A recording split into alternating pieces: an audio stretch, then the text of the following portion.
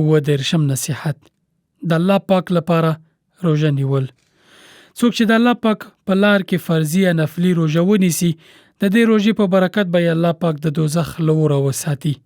یو صحیح حدیث کې چې ترمذی، نسائی، ابن ماجه او احمد روایت کړی راغلی چې رسول الله صلی الله علیه وسلم فرمایلی: من صام یوما فی سبیل الله زحزح الله وجهه عن النار بذلك اليوم 70 خریفه.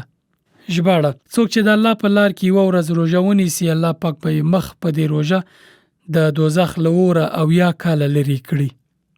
ځینې علما وایي په دې حدیث کې د فی سبیل الله یا الله پاک لارې څخه مراد د جهاد پر مهال روژه ده، خو ځینې نور بیا وایي چې فی سبیل الله څخه مراد اخلاص ده، چې روژه خاص د الله پاک د راضي کولو په نیت ونیول شي.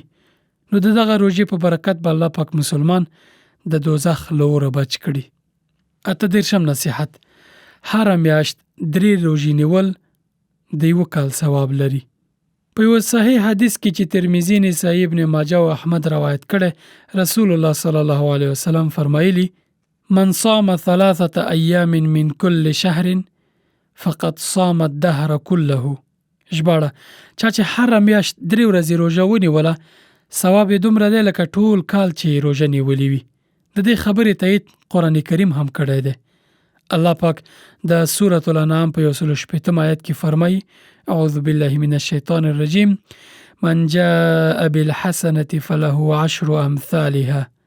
ژباړه: څوک چې یو نیکی وکړي د هغې 10 چنده بدله ورکول کیږي. په حدیث شریف کې هر میاشت 3 ورځې روژه راغلی وه. کال یا 12 میاشتو کې ټولې 14 روژې کیږي. نو 14 چې په 10 کې ضرب کړي 360 ورځې کیږي. د قرآن کریم د دغه قاعدې په اساس د هر روژې ثواب د 10 روژو دی، چې هر میاشت کې 3 روژې د 13 روژو ثواب لري. نو له دې سره په هر میاشت کې 3 روژې دومره ثواب لري لکه ټول کال چې دی روژه نیولې وي.